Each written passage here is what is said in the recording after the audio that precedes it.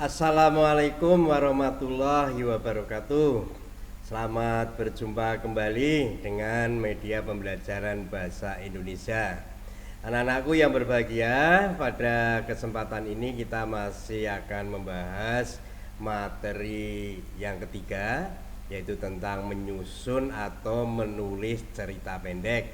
Ini adalah pembahasan yang terakhir. Nanti kita akan membahas yaitu mengidentifikasi struktur dan ciri kebahasaan cerita pendek. Kemudian yang kedua, mengungkapkan pengalaman dan gagasan dalam bentuk cerita pendek. Jadi nanti pada akhir pembelajaran ini kita akan mencoba berlatih menyusun cerita pendek. Baiklah anak-anakku, yang pertama yaitu mengidentifikasi struktur dan ciri kebahasaan cerita pendek.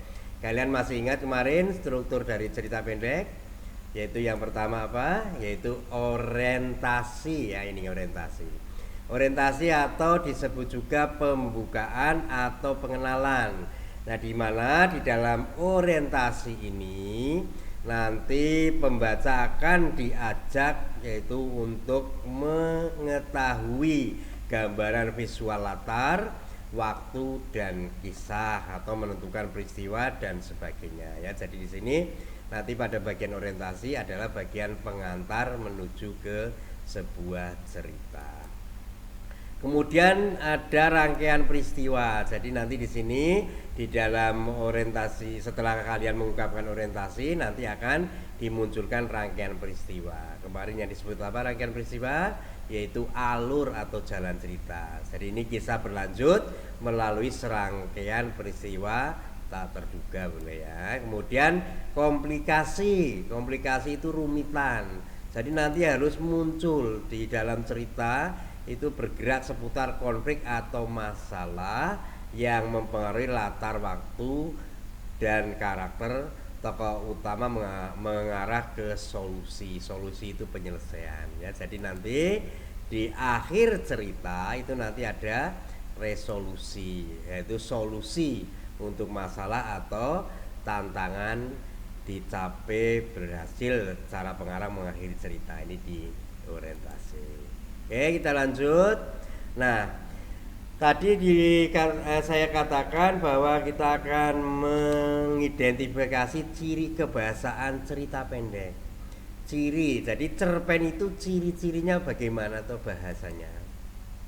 Yang pertama, ya, itu biasanya cerpen itu menggunakan kata ganti orang. Jadi kemarin sudah Bapak sampaikan pada pertemuan yang kedua. Jadi ada bagian atau unsur yang membangun cerpen itu antara lain adalah sudut pandang. Itu cara pengarang memandang tokoh ceritanya. Ada sudut pandang orang pertama atau akuan, ya, dan sudut pandang orang ketiga atau diaan atau menggunakan nama orang langsung, ya. Kemudian yang kedua, kata benda khusus. Jadi ada kata benda khusus. Kata benda khusus misalnya apa? Misalnya rumah, ya, pasar, kemudian buku dan sebagainya. Kemudian ada urean deskriptif. Deskriptif itu apa? Deskriptif itu melukiskan. Misalnya di situ ada seorang gadis yang cantik, kemudian cantiknya itu dilukiskan. Cantiknya itu seperti apa digambarkan, sehingga seolah-olah itu pembaca itu bisa membayangkan, oh berarti si tokoh tuh orangnya gambarannya seperti ini, ya. Kemudian ada penggunaan majas. Majas itu gaya bahasa. Nah, majas ini digunakan itu untuk memperindah. Jadi biasanya majas itu dipergunakan untuk memperindah cerita, karena yang namanya majas adalah biasanya menggunakan bahasa kiasan atau bahasa indah, ya. Kemudian pertanyaan retoris. Pertanyaan retoris itu apa? Pertanyaan yang tidak memerlukan jawaban, karena jawabannya itu sudah jelas. Misalnya, apakah kita mau dijajah? Itu tidak perlu jawaban karena sudah jelas jawabannya, tidak mau, begitu ya. Kemudian yang terakhir adalah adanya dialog. Nah, cerpen yang baik itu tidak hanya bercerita seperti orang mengarang biasa, tapi diusahakan di dalam cerpen itu nanti ada dialog antar tokohnya. Jadi ada kutipan kalimat langsung. Ya, kalian di kelas 7 sudah pernah mempelajari bagaimana menulis kalimat langsung. Dan nanti di sini di dalam cerpen nanti digunakan, ya. Kemudian jenis-jenis majas, ya sebetulnya banyak sekali kalau jenis majas. Tapi kita hanya memberi contoh 3 saja untuk membuat cerpen. Ini ada majas perbandingan langsung atau simil ya ini. Contohnya seperti apa majas perbandingan langsung? Misalnya seorang gadis kemudian diperbandingkan, misalnya wajahnya bagaikan rembulan yang bersinar malam hari. Nah, itu kan dibandingkan langsung. Atau rambutnya bak mayang terurai. Ya, ini majas perbandingan langsung. Kemudian ada majas perbandingan tak langsung atau metafora. Contohnya apa? Misalnya sang ibu memeluk buah hatinya. Nah, di sini ada kata-kata buah hati. Buah hati maksudnya apa? Anak kesayangan. Begitu ya. Kemudian yang ketiga biasanya menggunakan majas personifikasi. Ini majas yang menganggap benda mati seperti benda hidup. Misalnya banjir menyapu kota, angin menerjang pepohonan, itu namanya majas personifikasi. Oke, nah sekarang kita masuk ke langkah-langkah menulis cerpen. Ini mohon diperhatikan karena kita akan praktek untuk pertemuan berikutnya yaitu menulis cerpen. Yang pertama yaitu mencari gagasan, mencari ide dulu. Kira-kira apa yang akan kalian ceritakan, ya. Nah, setelah mencari gagasan, kalian nanti percaya dengan gaya bahasa sendiri. Ya, karena cerpen ini kan tulisan bebas. Jadi boleh kamu menulis dengan gaya bahasa sendiri. Tidak usah terpengaruh dengan gaya bahasa orang lain. Kemudian mengawali cerita. Jadi di sini kamu membuat cerita awal dulu mengawali. Ya, belum tulisan yang baik. Boleh ditulis dulu semacam draft dulu lah, nanti bisa diperbaiki gitu, ya. Kemudian memadukan peristiwa-peristiwa kunci. Jadi di dalam cerita itu agar nanti baik itu kan harus ada alurnya. Nah, kira-kira peristiwanya apa ya, setelah ini apa, setelah ini apa. Nah, itu kamu buat dulu. Jadi ini nanti ya semacam kerangka ya. Kemudian menentukan kira-kira nanti cerita saya selesainya apa, endingnya. Ini ditentukan dulu. Kemudian mengedepankan cerita ya, mengendapkan, bukan mengedepankan, mohon maaf. Mengendapkan. Jadi setelah kalian tulis itu tulisannya diendapkan dulu, dibiarkan dulu, kemudian dibaca lagi kira-kira sudah pas atau belum, sambil nanti kalau ada yang belum pas diperbaiki. Akhirnya ini yaitu menyunting cerpen yang diendapkan. Setelah dipikir-pikir tadi dalam waktu pengendapan itu kok ini tidak pas ya jalan ceritanya, kok ini tidak pas tokohnya kalau melakukan seperti ini. Nah, disinilah ada tahap yaitu menyunting cerpen. Kemudian setelah disunting, nah ini yaitu kamu jangan saya ulangi, jangan pernah berhenti menulis ya.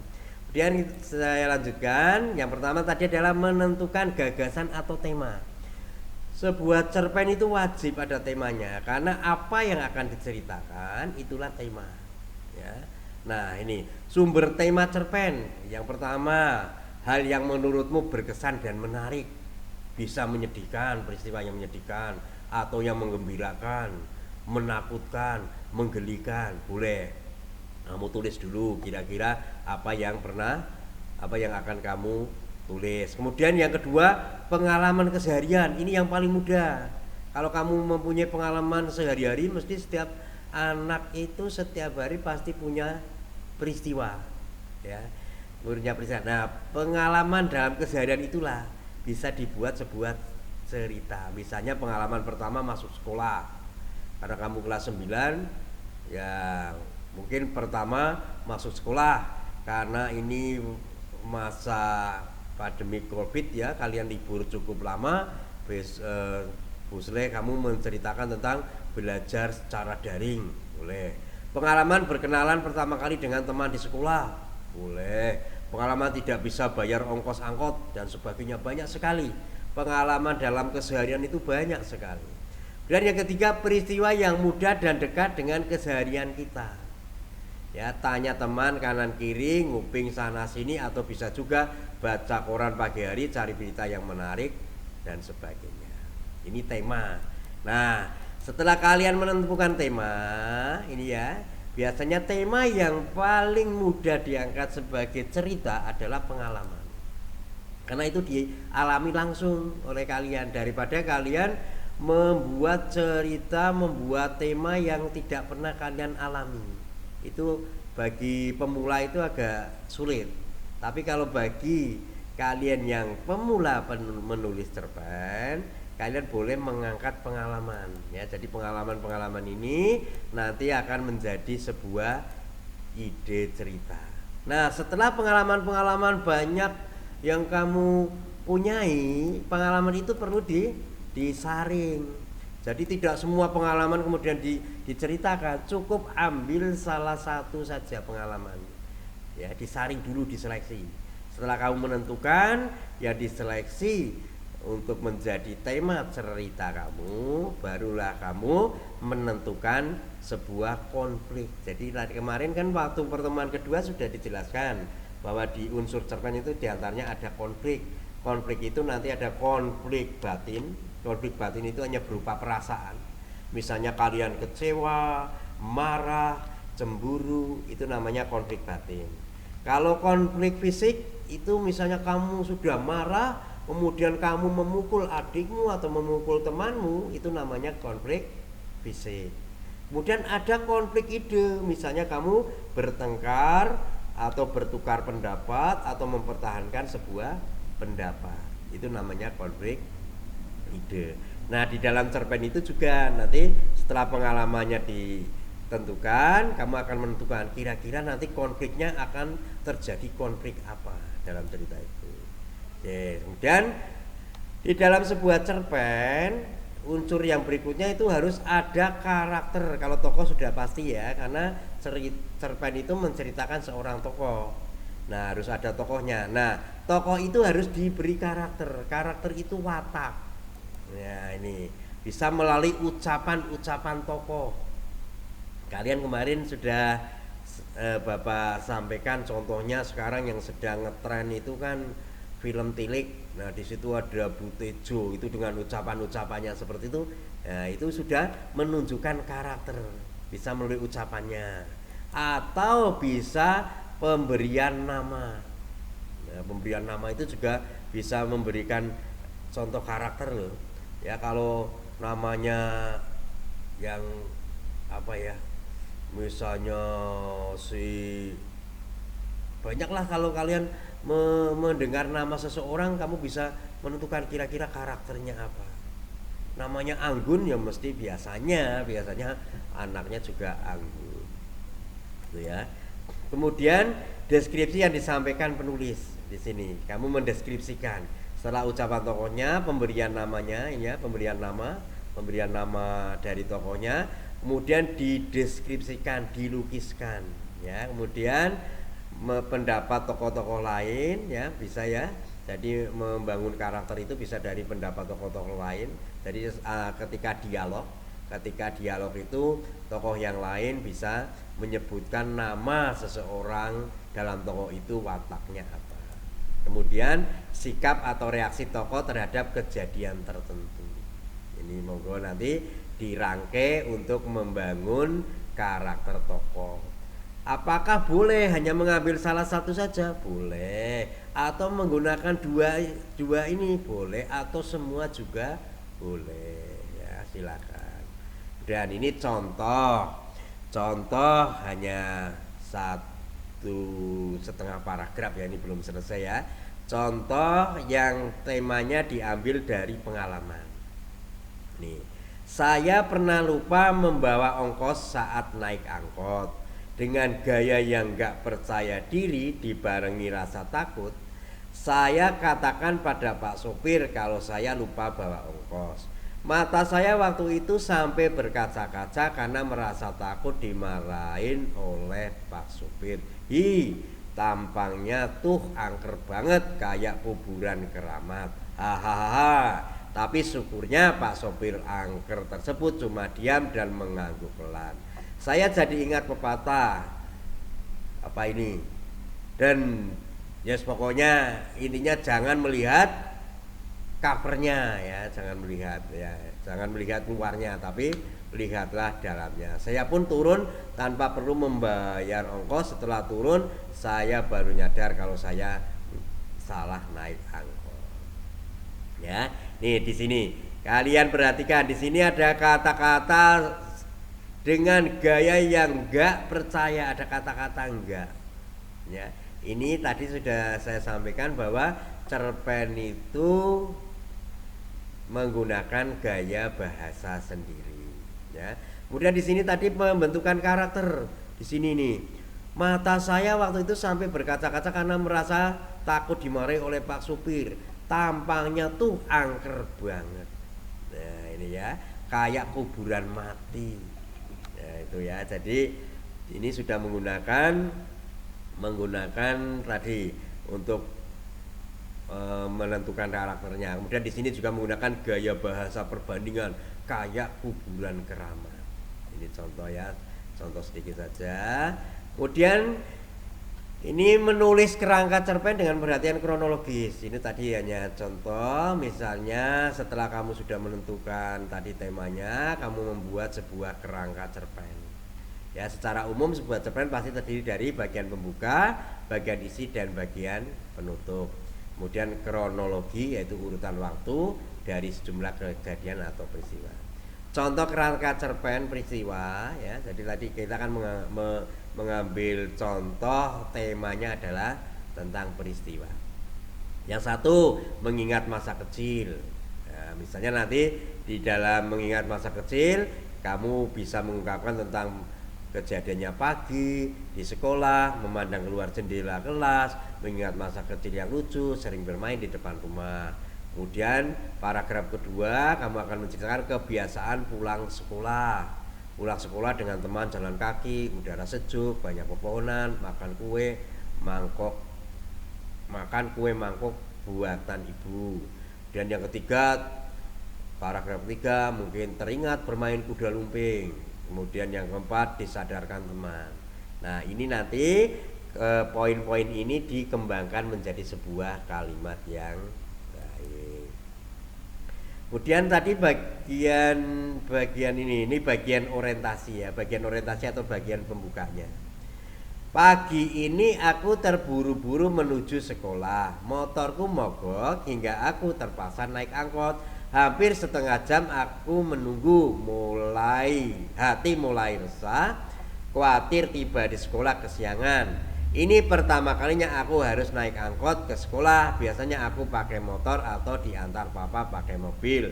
Saat dalam keentahan ada sebuah angkot berhenti di depanku. Aku pun naik bareng beberapa orang yang dari tadi menunggu angkot bersamaku. Ini bagian awalnya, kemudian dirangkai menjadi yang tadi itu, yang saya contohkan tadi di tema pengalaman tadi.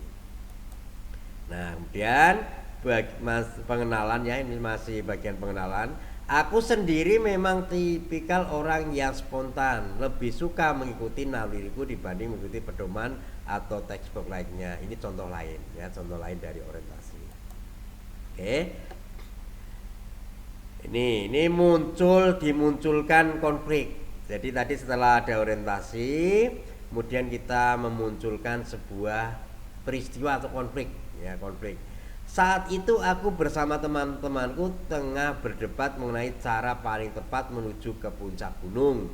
Temanku dengan mantap mengatakan bahwa cara terbaik menuju puncak gunung adalah mengikuti rute yang ada di dalam peta. Lain sikapku. Nah, ini kan berarti muncul konflik ya. Ini konfliknya konflik apa? Konflik ide, karena saling tidak berdebat seru ya, tapi hanya masing-masing mempunyai pendapat. Dengan pandirku katakan, pandir apa? Pandir itu bodoh, bahwa jalan yang ditunjukkan peta sudah tidak bisa diikuti lagi. Saat itu aku berujar bahwa pendakian dengan cara mengikuti peta adalah suatu hal yang jadul. Lagian, untuk apa sih kita ikut peta segala? Kita ini kan menjelajahi alam. Yang kita pakai itu insting, intuisi, panggilan alam, bukan peta atau kompas, seloroku saat itu. Karena tak ingin lama berdebat, aku pun langsung bergegas pergi meninggalkan mereka. Susuri saja jalan, ini salah tulis, mohon maaf, yang terbentang di sepanjang kaki gunung. Ya, ini contoh konflik.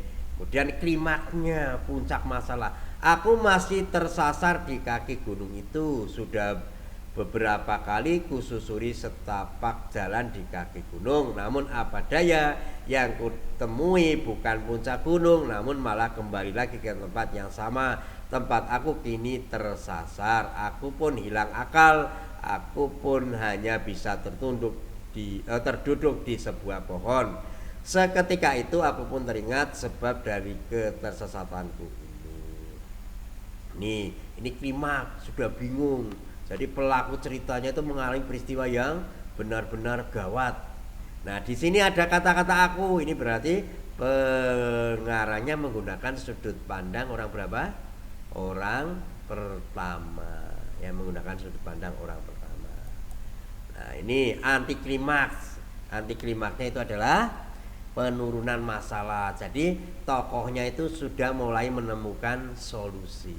Hampir 1 jam aku di bawah pohon ini, dan aku pun belum mendapat jawaban dari naluriku soal langkah apalagi yang mesti dilakukan untuk bisa sampai ke puncak gunung. Suara semak-semak lalu terdengar dari tempat aku duduk. Aku pun langsung panik dan bersiap untuk lari kalau itu adalah hewan buas. Saat aku siap untuk berlari, tiba-tiba terlihat sosok yang tidak asing bagiku, Deva. Oh, ternyata dia Deva, salah satu temanku yang ikut pendakian. Nah, ini sudah mulai ada titik terang penyelesaian. Jadi sudah menemukan solusi. Ternyata sedari tadi dia mencariku karena aku tidak kunjung sampai juga ke puncak gunung. Setelah aku bertanya pada Deva, ternyata temanku yang lain sudah sampai ke puncak gunung dengan mengikuti peta yang mereka bawa. Tanpa perlu berlama-lama berbicara, aku pun akhirnya mengikuti arah langkah Deva, dan beberapa jam kami pun sampai di puncak gunung. Ya. Terus penyelesaiannya atau resolusinya adalah dari perjalanan ini aku tersadar bahwa terkadang kita mesti mengikuti pedoman jika tengah melakukan sebuah perjalanan. Ini contoh ya, nanti bisa dibaca contohnya kalau kalian akan membuat sebuah cerpen. Baiklah anakku, demikian untuk penyampaian materi bab 3 yang terakhir ya. Nanti untuk pertemuannya berikutnya kita akan berlatih membuat cerpen. Anak-anakku tetap semangat belajar, semoga sehat selalu. Bapak akhiri, wassalamualaikum warahmatullahi wabarakatuh.